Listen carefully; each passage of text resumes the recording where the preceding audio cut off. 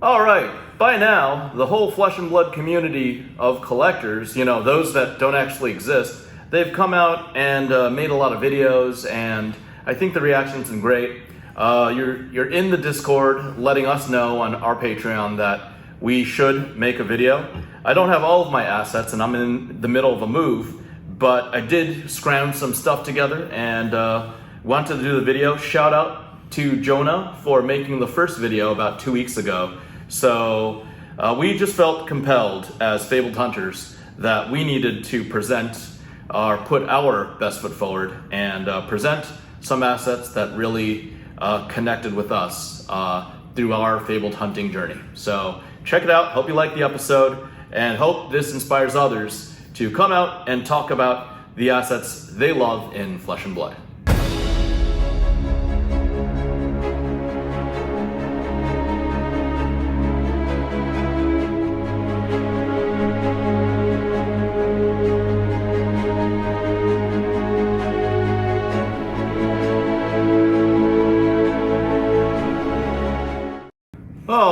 All right. Welcome to FaBled Hunters. I'm Yanji. I'm Saint. And we're gonna look at some stuff. We're not opening anything. We're not opening anything, no. We're gonna look at some cool stuff, I guess. Yeah. Because the rest of the community is doing it, so we felt compelled to as well. We got a lot of slabs here. Yes, we do. Everybody who has watched us since the early days knows about the fateful acquisition that kicked things off in early 2021, in January of 2021, that started that crazy fab boom, the 100 alpha cases. But, nowadays sealed product isn't really that hot or that in demand, and WAC has cooled down a little bit. But, I like this trend of people talking about their collectibles. I will start where I think is appropriate, and where I'm starting might be the top end or even above the top end of what a lot of collectors like to show off. So I just want to do this one time, hopefully not need to do it again, and hopefully not show these assets again. And we will start with our alpha quad scab skin leathers, right? This is a cold foil quad scab skin leathers. This is for the brute. Very solid, 9.5, great consistency all around. Next, the tectonic plating for Guardians. I think Guardians aren't using this as often, but I think they should. It's pretty strong. It gives you 3 extra life because you got the battle worn 2+1. You get to, bank your resources. So it doesn't actually produce resources, but it gives you more powerful turns, in my opinion. Strong card. Mask of Momentum. This is probably the most valuable right now of the 4 legendaries, but I like it more than the scabs or the tech. But mask at 9.5. Oh, I didn't realize this was a quad. It is a quad. Plus. It's a quad plus, yes. I didn't realize that's a quad too. Okay, so, sorry, I'm still thinking the cold foil. So yes, it's a mask quad plus, and we have the Brave Forge bracers, my favorite of the 4, and also the 4th in chronological or numerical succession for Dorinthia and other warriors. I think it's still a staple arms. I don't know if, Yanji, what's the new one? What's the new Iron Song versus? Iron Song versus, yeah. I still think this is a staple. This is very solid. They're good for different reasons. Okay, great. I like it because it's the oldest one and it's the most scarce. That's why I like it. And this one in quad is very valuable. And of course, nothing can beat the tunic. I happen to have a tunic in quad plus. This is second only to the 2 BGS 10 basic tunics that are graded, and it's a very, very solid piece. I love my cold foils, especially when they're graded in high grades. And this is one of 4 legitimate Heart of Findals in quad ever. So here we go. See, people usually would say, wow, this is already really, really high-end stuff, really nice, really expensive. And actually, this specific heart has a history. This heart was the one, it's 161, so it got graded past the very, very fascist 140 era at Beckett. And I don't know if you remember this, Yanji, but we had this video where we were telling the community that Beckett grading had a lot of problems. You can probably cite the thumbnail. And I even told you that some of the 9.5 basics were undergraded at the time. And this was one of the two 9.5 basic pluses that were graded and it converted to a 9.5 quad. So I was right. And it's convenient that there's also a story and there's also a history. And you know, the people that collect flesh and blood assets have a certain connection or have stories behind sometimes each of them, sometimes some of them. And for me, you know, I just feel deeply connected to the original Alpha Cold Foil Legendaries and the FaBled. So yeah, that's the my collection on or my favorite Alpha Legendaries and Heart. So that's just where we're starting off. A lot of people are like, oh, it's the rarest thing. It's really rare. It's really hard to get. And I'm like, no. If you actually know collecting, you know, you don't have to flex your fucking tunic. You don't have to flex your fucking heart. Like there are people whose nuts drop much harder on the table than yours. So you're not him. All right? Let's move on to the Alpha Majestic foil. This one is a 9.5 Alpha Rampage. I believe this, last I checked, it was like population 5 or 6. Really hard to get in good condition. There's only 400 in the first place, but there are very few that are nice enough, especially with the corners, especially with the surfaces of these delicate foils that are, that grade 9.5. Those of you that actually collect, Blood Rush Bellow, I believe this is population 3 or 4, last I checked. Population can change. Quad, Crippling Crush. Every Bravo, every Guardian probably wants this card. This is, I believe, population 1 in 9.5 quad, right? Very solid card. Again, another difficult one to get a 9.5.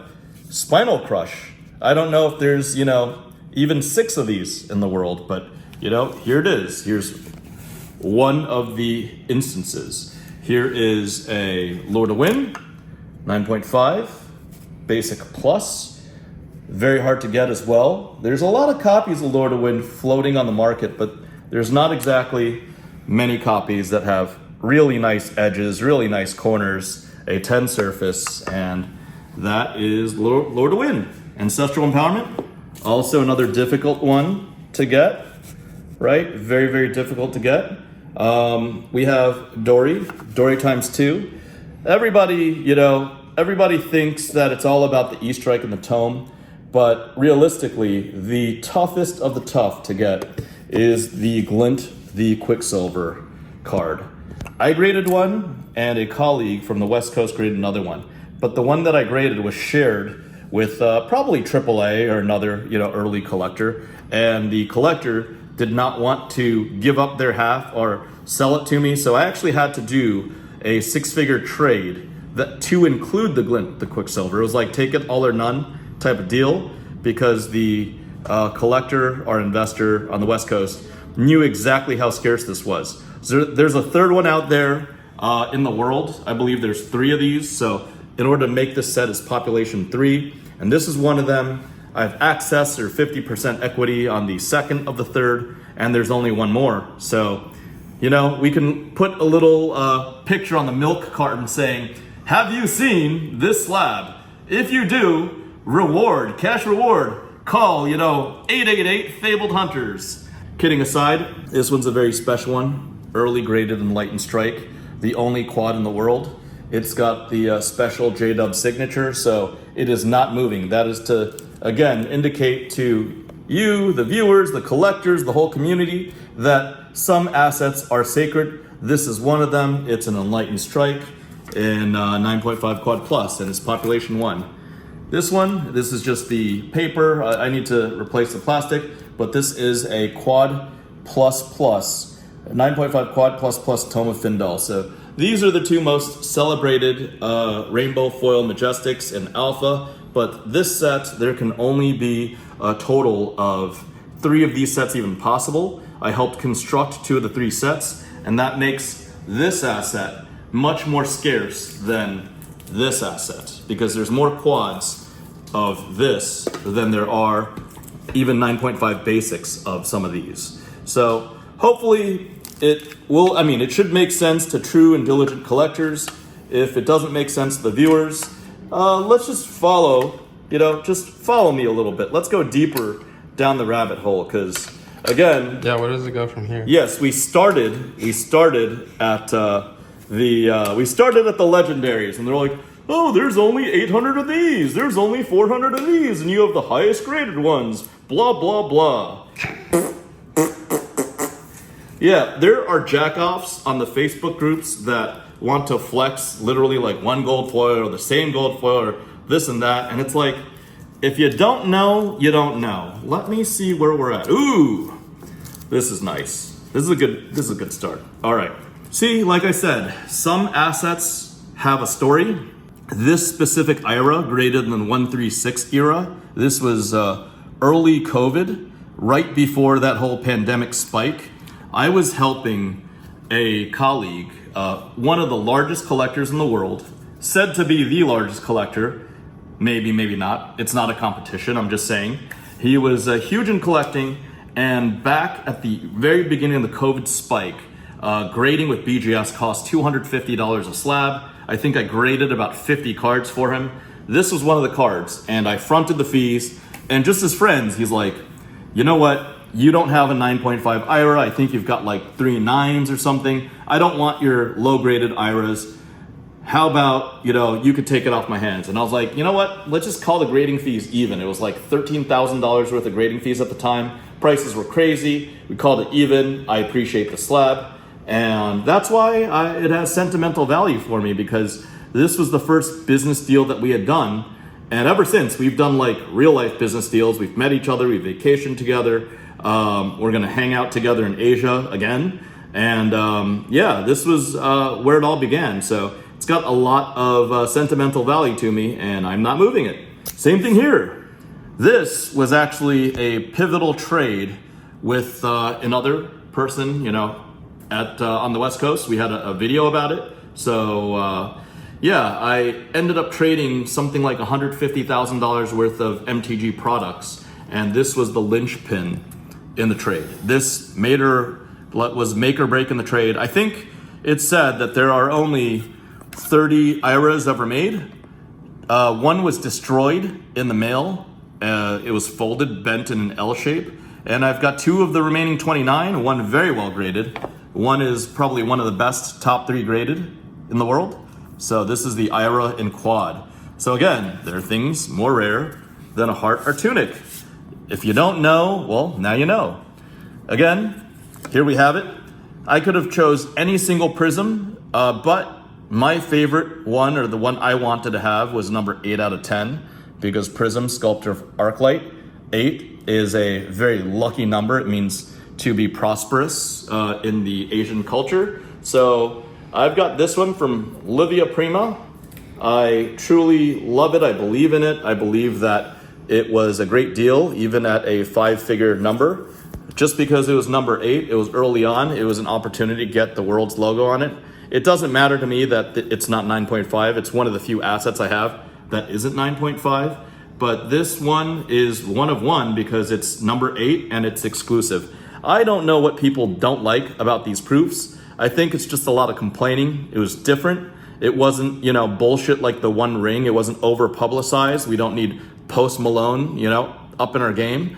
And I really liked it. I really enjoyed it. I really liked how they released it. There's still, cards out there. There's still Dusk Till Dawn special artist proofs out there. Art 001, Art 002. I believe the chain number 8 still doesn't exist, but hopefully if it does, you could call 1-800 Hunters and,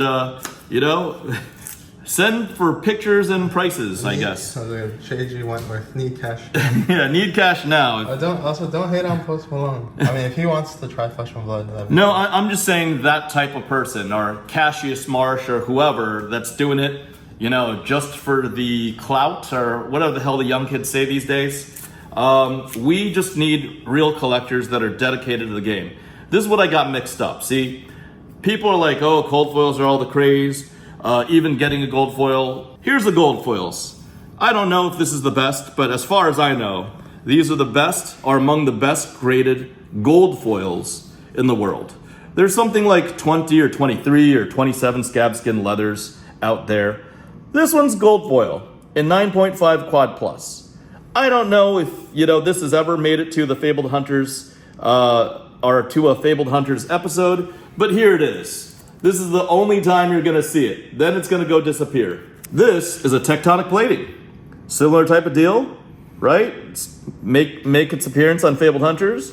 9.5 basic, gold foil. It's not just one of the, 23 or 26 or 27 released. It's one of the best ones graded. This is what I got mixed up earlier. The Mask of Momentum, 9.5 basic plus. Really nice mask. It's really hard even to get Masks of Momentums. I think they're the lowest pop released.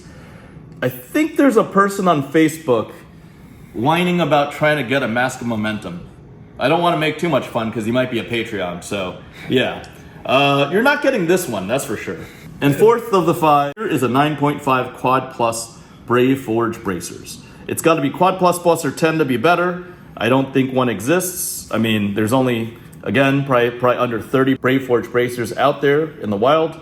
And here it is. I think there's only 50 ever made. So this, I believe, is the number one graded out of 50. So it's the nicest condition one. And in order to make the set complete, you always have to just, include the Findal Spring Tunic gold foil. I graded this. I actually purchased this at Worlds, I believe, when was the first Worlds, Yanjin? 2022, I think? 22 in San Jose.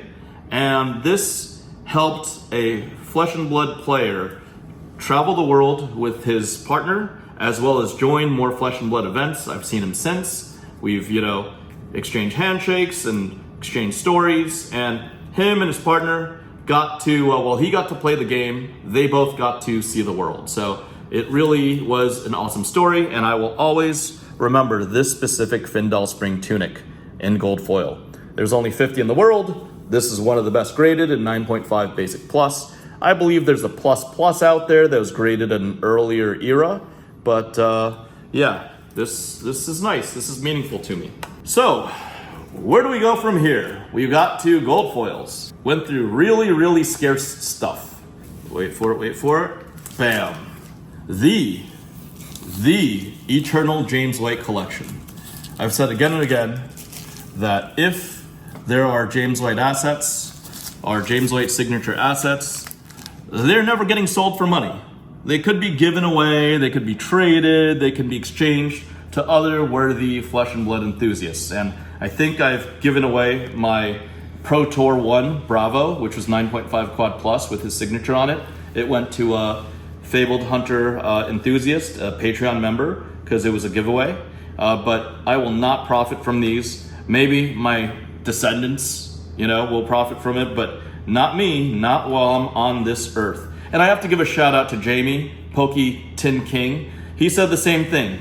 If you're a true collector, there are supposed to be assets that are sacred that you will have to pry them out of Jamie's or mine, our dead and calcified fingers after opening up our graves in order to have us part with them.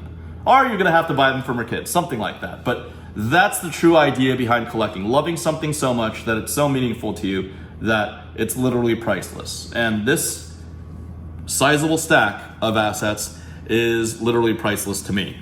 This is a 1 of 1 Bravo, star of the show, in BGS 10 with James White's signature.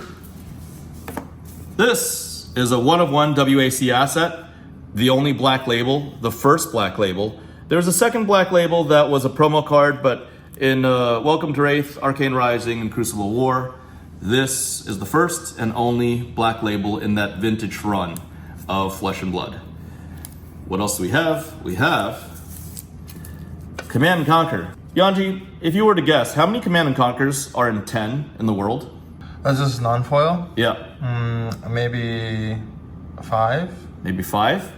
Well, I think the number was 3 last I checked, and I can confirm this because I've got 1, I've got 2, I had all 3 at the time. Put in the Seto Kaiba. Huh? Like, I have the only 3 Blue Eyes White Dragons in the world. I've got the 3 non-foil Command and Conquers that came out in BGS 10. And yeah, it's nice to have a playset of one of the most powerful cards. Well, playset one of the most powerful cards in the highest grades, because you already saw the only, right, black label. The next best thing is the gold label 10s. And here are the Command Conquers. Here's the Art of War. Yep, that's a 10 Art of War. I don't know if that's ever made it to FaBled Hunter's cam before, but here we are celebrating and not staying quiet about Flesh and Blood. You got the zinc below, pink below, actually. Very solid pink below. We've got the pink snatch, the best snatch, and this is the bestest are these. What, two? I've got two. These are the bestest two snatches because they're BGS 10s and they have the founder's, Mr. White's signature on them. If I get my hands on a third signature, I'll be happy to have a playset. It is in the works. We've got the E-Strike. Very few cards are as iconic as the Enlightened Strike and non-foil. You guys already saw the foil with the signature on it. That's the best foil. This is presumably the best non-foil unless I don't have another one. So I guess this is the best non-foil out of Alpha in the world. We've got a non-foil Toma Findal. And what's even more fire than BGS 10 non-foils, this is a 10 foil Remembrance. So as hard as 9.5s are to come by, 10s are better than 9.5s, much more scarce, even better condition.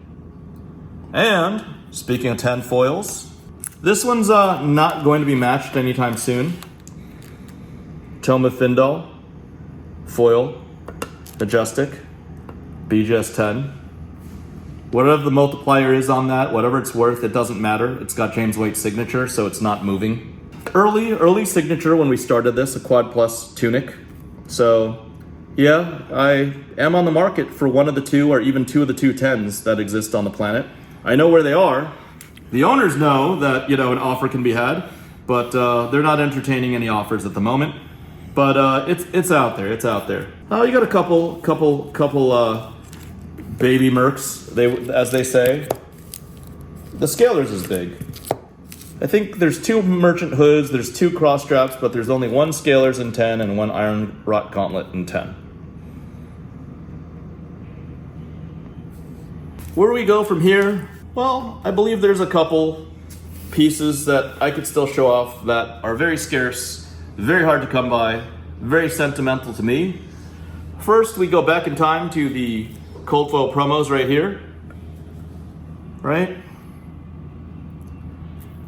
This is just one BGS 10 Potion of Strength. Here we have the James White collection. This was given out on FaBled Hunters, given to us as a pre-release gift to spoil. I believe this is Monarch, right? Mm-hmm. This is a Monarch promo that was given to us before Monarch came out. Yeah, really cool video that we made. Yep.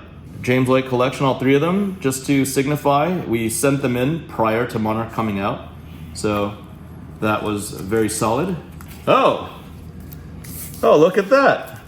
Will you look at that? Another of the very hard to find tunics. Wait, what, wasn't there one right here? Well, we have this one. We also wanted one at Worlds. This one was from an early Legend Story Studios employee, Sasha. I forgot how to pronounce his last name. The very accomplished Kano player, Sasha Markovich, right? I think that's his last name, Sasha Markovich. And we memorialized it with the World Championship 2022 because Mr. Dubs himself delivered Sasha's cards. Whoa, what's that? And behind that, oh look, it's almost like these gold tunics grow on trees. There are people that will flash one gold tunic, just in basic or whatever. And we've got these. These exist. More than one exists, but these two will never get moved. I don't even know that this one will get moved. So there are gold tunics out there. Gold tunics exist. 50 of them were out there. At least 3 of them. Now you know where at least 3 of them are. 4. And no, this is we're making a little tunic sandwich. Foil. Yep, this is the rainbow foil tunic. I actually had to, this is a similar type of thing. This was traded with my colleague Gaetan, who's a consultant and I think a contractor for LSS. You can thank Gaetan for some of the European language translations. So he felt so connected to this that I needed to trade one of my gold tunics to pry this out of Gaetan's hands, as well as it was something like a $40 or $35 or $40,000 trade, including this asset. So Yeah, price notwithstanding, some people like this version more than the gold foil. some people do, and I have one of the best, and made even better by Mr. White. And now it is locked up, and everybody else's versions are that much more valuable because these will not move. And lastly, you know, people talk about cold foils, people talk about gold foils, people talk about promos, but to me, there's nothing like having a piece of the original. And this set comes with a story as well. This is part of the Slingshot Underground promo, and I don't have the playmat with me because it's I'm mid-move in transition. I believe there were 100 copies of the Ironrot Helm, and this one is BGS 10. I believe there were 50 copies of the Ironrot Chest. This is BGS 9.5 Quad Plus. I believe there were 50 copies of the Ironrot Gauntlet. I don't know why for the print run that these were the rare ones. And I believe there were 100 copies of the Ironrot Legs. And these are BGS 10 Basic, Quad Plus, Quad Plus, Quad Plus Plus. So the common ones had the very rare grades. The not so common ones had the lesser grades of the four. And this one's signed by Mr. W. This is actually a set that came from one of the early members, early employees / co-founders of Legend Story Studios. He felt that I would be a better custodian of these assets, and he passed them on to me. And obviously, as a custodian of these assets, as a person that believes in integrity and believes in maintaining my reputation, these are coming with me no matter what. And this, I don't know what the number one asset is for me, but this one is really unique because it came from somebody from within LSS, somebody that had input in the game. This came from my grading efforts because I graded these assets for the individual, and they're also very high in grades. I believe these are the highest grades of these very scarce assets in the world already. They're a complete set, which are really, really hard to find, and they're also recognized and signed by Mr. White himself. And last but not least, just really quick look at the bottom. Flesh and Blood came out in 2019. These are all 2018. These are basically prototype non-foil proofs, so much artist proofs, backless artist proofs. But artist proofs aren't worth anything. No, they're not. Oh, these aren't worth anything. You know, it's like Schrodinger's asset. These are worth infinity and nothing at the same time because nobody else is getting them. But at the same time, they're worth, you know, they're a priceless figure to me. So really appreciate LSS putting this together, putting this amazing game together. I believe I saved the best for last. And just to let you guys know, this collection of Mr. White assets is an ongoing thing I have with James. I plan on seeing him after he gets some personal business handled as he steps out of Flesh and Blood events for a little bit. I've got some more additions to the James White collection because you always have to keep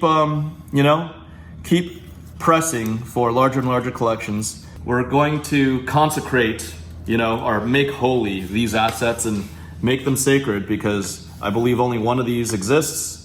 This is one of the Rudy promos of the Crazy Brew with the awesome art. I believe two of these exist. Going to consecrate one of them. I believe this is the only Icelander in BGS 10. Have to recognize an Alpha Crack Bobble in 10, right? This is gonna increase my Sink Below holdings. And I'm gonna finish my playset of BGS 10 Pink Snatch, the best Snatch, when I see Mr. White in Osaka. And I also have some buddies like Lord of Wind and Ancestral Empowerment. So there you go. These, we're gonna always continue. I told James that I'm not gonna be greedy. I will get 4 cards signed. A proxy or somebody who wants to wait in line with me and talk about cards or life or anything is going to help me get the other 4 cards signed. And that's all she wrote in Osaka. In the meantime, although mid-move, I've made some purchases in the past 30 days. These are small ones. Cheyenne's a small one. These are not so small, you know, just always have to get additional binder copies of really good cards, binder copies of cards that I like, and just never stop collecting. Collect what you love. You know, do what you like. Enjoy what you enjoy about this game. Don't let the tribalist jackoffs that don't actually have any net worth, any self-worth, any dignity try to dictate how you want to enjoy, you know, your flesh and blood story, your flesh and blood journey. This is just a snapshot of mine, and I hope to continue sharing my collector journey with the Fat Fam and even the others that are looking to you know, dip their toe into flesh and blood. It's a wonderful game. It's got wonderful design. The collector community is amazing. And that said, come join the best collector community, our Patreon, the Fat Fam. So for, I think, what is it? $4.99, you're supporting Yanji. A lot of that money goes to Yanji, coach of the FaBled Runaways. We are currently no longer the reigning US national champions, but we will come back and try to recapture our glory in the coming events. Let's go Runaways, everybody. All right, remember to like, comment, subscribe, twiddle that notification button, and we'll see you next time. Bye!